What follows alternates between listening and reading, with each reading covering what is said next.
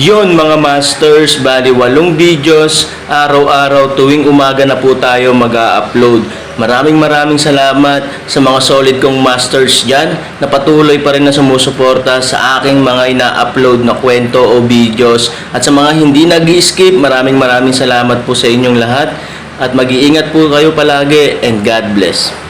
Magandang gabi mga masters, bali ngayon po ay 8 videos po ma-upload ko po sa aking YouTube channel. Tama nga mga masters, 8 videos nga po ma-upload ko. Yon, what's up mga masters? Nandito na naman tayo sa panibagong araw, panibagong kabanata na naman ang pagsasama-samahan natin ngayon guys.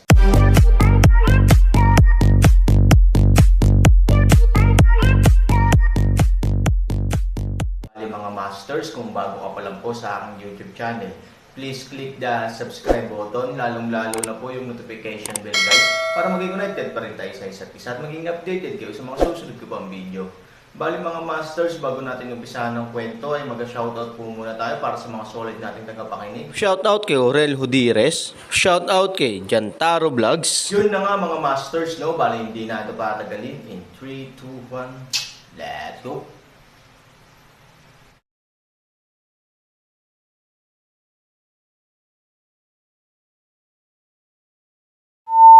Ang pader ng lungsod ay puno ng mga tao. Tumingin sila sa pader ng lungsod at pinag-usapan ito. Napatawa sila ni Fuya. Napatingin din si Fu Mang kay Fuye, may ilan na hindi napigil ang tumawa. Parang tanga, paulit-ulit niyang ginagawa ang katangahang iyon. Haha, ilang araw na ang nakalipas, mayabang si Fuya na matangkad at maangin.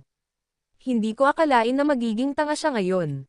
Nabalitaan ko noong pumunta ako sa palasyo ng Baguio. Pinatay ako ng isang tao, kaya ako ay baliw.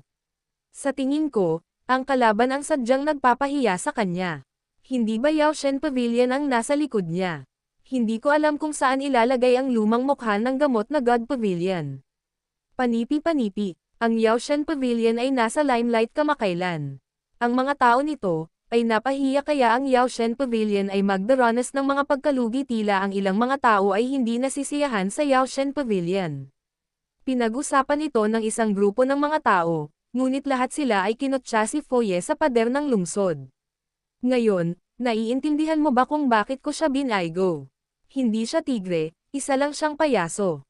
Madaling pumatay, ngunit mahirap pumatay. Nakangiting sabi ni Aaron. Bagamat nakakulong si Fumang, hindi siya tanga at naiintindihan niya ang kahulugan ng Aaron. Ito ay katumbas ng paglalagay ng bundok ng Tianding sa pader ng kahihiyan, na hinahamak at kinukutya ng iba. Bilang gamot na God Pavilion sa likod ng bundok ng Tianding, wala siyang mukha. Sa sandaling ang Yao Shen Pavilion ay napilitang tumanggap ng mga tao, ang mga nasasakupan nito ay mapapahiya. Ito ay katumbas ng pagsira sa sarili ng prestihiyo. At bilang lumikha ng misteryosong alyansa, kasabay nito ay sisikat din. Ang larong ito ng chess ay kahanga-hanga. Gayunpaman, sa ganitong paraan, ang gamot na God Pavilion ay tiyak na maglulunsad ng paghihiganti. Ito ay lubhang mapanganib para sa atin. Nag-aalala si Fumang. Sa tingin mo ba makakasama ko siya? Akala niya, hindi ko siya bibigyan ng pagkakataong ito. Aalis ako kinabukasan papuntang Xianling Island, para magkaroon sila ng gas at walang makakalat, sabi ni Aaron na may nakaka-relax ng ngiti. Bukod dito, para sa Aaron, mayroon din siyang napakahalagang hakbang sa pagpatay, ang 8 kaparangan na mundo. Ito ay kritikal. Magagamit niya ito. Kaya lang napakaraming tao ang pupunta doon sa kasalukuyan. Bakit hindi ka pumunta bukas? Kung aalis tayo bukas, mararamdaman natin na natatakot tayo sa kanila. Mananatili tayo ng isang araw at ipahayag sa lahat ng nandito bukas na ang mga taga Yao Shen Pavilion ay hindi nang ahas na pumunta rito. Kailangan nating dumiretso. Aaron. Natigilan si Fumang, hindi dahil hindi niya ito maaninag, kundi dahil nagulat siya sa Aaron. Kung pupunta ka ayon sa script ng Aaron, hihinga si Yao Shen Pavilion, ngunit walang lugar na ikalat, ito. Kung sinuntok mo ang meat bun, malulungkot ka hanggang mamatay. Ang pinaka nakakainis na bagay ay sa hinaharap.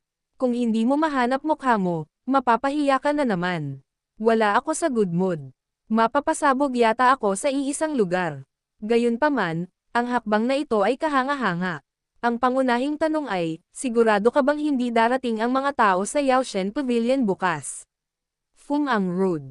Ang mga sundalo ay mas mahal kaysa sa bilis. Bagamat perpekto ang plano ng Aaron, mayroon din itong nakamamatay na mga depekto. Sa sandaling dumating ang Yaoshen Pavilion bukas, ang lahat ng mga plano ay magiging walang kabuluhan. Kasabay nito, kung ang Aaron ay hindi maghanda para sa labanan ng maaga at haharapin ito ng mabilis, ang mga pagkatalo ay magiging mas matindi at mas desperado pa. Ito rin ang panganib ng mga mapanganib na galaw. Kapag naisip mo ito, nagiging Diyos ka, at kapag naiisip mo ito, nagiging demonyo ka. No, Aaron said with a confident smile. Bakit? Ano ang pinakamahalagang bagay sa Yaoshen Pavilion? Ano ang layunin ng pagtatatag ng prestihiyo? Absorb talents. Bagamat si Wang Janzi ay naging isang tunay na Diyos, kung gusto niyang maupo sa upuang ito, kailangan niya ng mga talento upang tulungan siya. Sa makatuwid, ito ang pinakamahalagang bagay para sa kanya na tumanggap ng mga tao sa lahat ng dako at magpalaganap ng prestihiyo, ngunit ang paggawa nito ay magiging lubhang nakakalat sa kanyang mga tao. Panipi, hindi lang tayo nabigo kundi pinahiya pa natin siya sa pagkakataong ito. Sigurado siyang magalit at makabalik sa laro. Sa makatuwid, para sa kanya, ang labanan na ito ay maaari lamang mapanalunan ngunit hindi matatalo. Upang makamit ito, dapat siyang maging elite. Aaron, naunawaan ni Fumang, sa makatuwid, magtatagal ang kasalukuyang Yaoshen Pavilion upang mag-set up ng malaking bilang ng mga elite. Tama iyan. Tiyak na tumango si Aaron. Bagamat lalo nitong masusuklam si Wang Janzi sa kanyang sarili, kapag sinamantala niya ang pagkakataon, mamamatay siya, ngunit hindi ito problema para sa Aaron. Gayunpaman, alam ni Wang Wanji ang kanyang pag-iral at hindi siya pababayaan, kaya walang pagkakaiba sa lahat. Shit, Aaron, buti na lang hindi kita kaaway. Kung kaya mong lumaban, kalimutan mo na. Napakahusay mo sa pagkalkula. Kung lalaban ka, pahihirapan ka hanggang kamatayan. Kung lalaban ka, masisira at sisabog ang puso mo. Hindi ka tao, pervert. Takot na sabi ni Fumang. Sa taong kalaban, si Fumang talaga ang nagpapawis para sa kaharap. Kung may pagkana pa siya, bangungot talaga ito kahit kanino. Pero, bagay din kay Fumang, kasi, kasama ang isang tao bilang kanyang kakampi, halos manalo siya. Bumalik sa restaurant, pagkatapos ng ilang pagbati, dinala ni Aaron si Ivory sa kanyang silid. Ano ang mabuti para sa akin? Napaka-misteryoso. Hinayla pabalik sa silid ng Aaron, nagpakita si Ivory ng walang magawa at matamis na ngiti. Oo, tatay. Anong magagandang bagay ang gusto mong ibigay kay nanay? May ideya ka ba? Hinayla ni Han Nayan si Ivory. Sa oras na ito, itinataas din niya ang kanyang walang muwang na mukha at sinabi. Aaron, ang mahiwagang ngiti ng Diyos, maligayang pagdating sa tag-araw, ayusin ang iyong paghinga, natatakot ako na hindi mo makontrol ang iyong sarili. Halos wala na sa langit ang mapuputing mata ni Ivory, kung hindi mo ito ibibigay muli, hahayaan kitang matikman ang walang katulad na husay ng ating mag-ina sa pagkamot ng baboy, na misteryoso. Si Han Nayan, na may ngiti, ay inabot ang kanyang dalawang maliliit na kamay upang hawakan. Nang makita ito, lumubog si Han sa lupa na may kasamang sigaw, napakalakas ni Nayaner. Natamba ako. Biglang nagpakita si Han Nayan ng isang matingkad na ngiti, at kahit na mahulog ang Aaron sa lupa, sumugod siya at sumakay sa Aaron, na may isang pares ng maliliit na kamay na kumakaway patungo sa kanyang ama. Sa pagtingin sa mag-ama na magkasamang nag-aaway, ipinakita ni Ivory ang isang masayang ngiti. Hindi ko alam kung gaano katagal ang pamilyang walang ganoong kagandang reunion para tamasahin ang kaligayahan at init ng tahanan. Ngayon, oras na para panoorin ang pagbukas ng mga ulap at makita ang pagsikat ng araw. Nayaner, kunin mo siya. Paparating na si Mama. Napangiti si Ivory, at sumali sa santukan ng pamilya. Saglit na napuno ng tawanan ang kwarto. Matapos pakinggan ang kahangahangang paglalarawan ni Fumang sa labanan sa palasyo ng Baguio, umakyat si Qin Shuanggang na may ngiti sa kanyang mga labi. Naiisip niya ang imahe ni Aaron bilang ang Diyos ng digmaan, na pumukaw din sa kanyang puso ng dalaga. Ngunit nang mapadaan ako sa pintuan, nang marinig ko ang tawanan sa bahay, sa wakas ay tumahimik ang aking ngiti, at bakas sa aking mga mata ang nakakainggit na kalungkutan, at bumalik ako sa aking bahay. Pagod na pagod ako. Tumalikod si Ivory at humiga sa tabi ng Aaron, humihingal. Nakasakay pa rin si Han Nayan sa Aaron at tinuturing siyang kabayo. Nilibang ni Han Sunny si Han Nayan at masayang tumawa. Nga pala, anong regalo honey?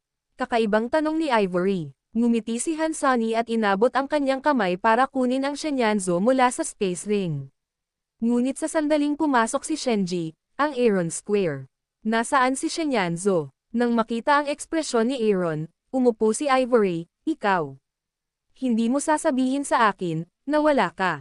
Imposible. Paano mawawala ang mga bagay sa space ring? Umupo din si Aaron mula sa lupa sa oras na ito, at muling kumalat ang divine consciousness. Shit, hindi pa rin. Anong kalokohan ang nangyayari? Invisible pa ba yung bagay na yon? O anong mga kakaibang bagay na hindi alam ni Aaron tungkol sa Diyos Yanzo na ito? Pagkatapos ay palakihin muli ang banal na kamalayan. Sa pagkakataong ito, ang Aaron ay maaaring tiyak na wala na ang banal na Yanzo. Aaron hanggal na mata, bagay na wala hindi maipaliwanag, ngunit ito ay nawala, ito susunod kung paano gawin. Suying siya, okay lang na sabihin dito. Paano haharapin ni Ningyu ang mga tao? Sabihin sa mga tao na ilagay ang mga bagay sa singsing ng espasyo, at pagkatapos ay mawawala sila. Ano ang pagkakaiba nito at kapag nasa lupa ako, nakikipag-usap sa mga tao tungkol sa pera ng aking mobile phone at nahuhulog sa lupa kapag naglalakad ako? Huwag magsalita tungkol sa paghihikayat sa iba. Natatakot sila na niloloko ng Aaron ang iba. Kahit na, ito ay totoo. Ano sa lupa, paano ito mawawala? Kakaibang paraan ni Ivory. Bagamat sobrang nakakatawa din ang pakiramdam niya, naniwala pa rin siya sa mga salita ni Aaron. Shenyanzo, ang kayamanan ng paaralan ng lindol sa palasyo ng Baguio, ipinahiram ito sa akin ni Ningyu at hiniling sa akin na gamitin ito para sa iyo sa loob ng ilang araw, na maaaring magpabata sa iyo. Gusto kitang bigyan ng sorpresa, ngunit biglang nawala ang kalat. Patuloy na ginamit ni Han Sunny ang kanyang divine sense para malaman ang kanyang nalulumbay na paliwanag. Natigilan si Ivory, hindi, nawala sa iyo ang isang mahalagang bagay. Ang Aaron ay labis ding nalulumbay. Hiniling niya kay Bai Xiaosheng sa Jiangho na magtanong tungkol sa sitwasyon sa malapit maraming araw na ang nakalipas, dahil inaasahan ng Aaron na kung gusto ng Yaoshen Pavilion na mag-recruit ng mas maraming tao, magkakaroon ng digmaan. Sa makatuwid, ang 3 araw nang mawala si Bai Xiaosheng, talagang nauna siyang hanapin ang mga sitwasyong ito para sa Aaron. Sa wakas, sa maraming sitwasyon ng digmaan, sa daan, na may reputasyon ng palasyo ng Baguio sa loob ng maraming taon, pinili ng Aaron ang palasyo ng Yelo. Ang tinatawag na hangin ng silangan, sa kanyang mga salita ay nangangahulugan na sa oras na ito at pagkatapos na maunawaan ang karakter ni Fuye, sadyang hinayaan niyang ipakita ang kanilang mga mukha sa 3 babae, upang hayaan si Fuye na magsuot ng kondom at matiyak na siya ay pinahiya siya. Ngunit sinubukan niya ang lahat at nagtagumpay siya sa huli, ngunit hindi niya inaasahan na mangyayari ito, ngunit siya ay tumalikod. Ibinigay ni Ningyu ang kanyang sarili ng isang napakahalagang bagay, at talagang nawala ito sa kanya. Ano na lang iisipin ng mga tao? Hindi maiiwasan ang kawalan ng tiwala. Ang pinakakinatatakutan ko ay mawawalan ng Aaron ang palasyo ng Yelo. Hindi ba sayang ang pera? Damn, wala na. Anong gagawin ko ngayon? Medyo lugi ang Aaron. Mayroon ka bang masyadong maraming mga bagay? Hindi para sa isang sandali. Ivory Calzada. Umiling si Han Sanchen. Bagamat hindi madaling makahanap ng maliit na bagay, imposibleng mahanap ito ng banal na sentido. Bilang isang mortal, maaaring hindi ito nakita ng ilang sandali. Damn, I was trying to make you happy. I can be warm tonight, but I don't know if it's warm or not. I just know that I'm cool in my heart. Walang magawa si Aaron kay Ivory. Yun na nga mga masters, no? Bali panibagong kabanata na naman yung natapos natin ngayong gabi. Muli, maraming salamat po.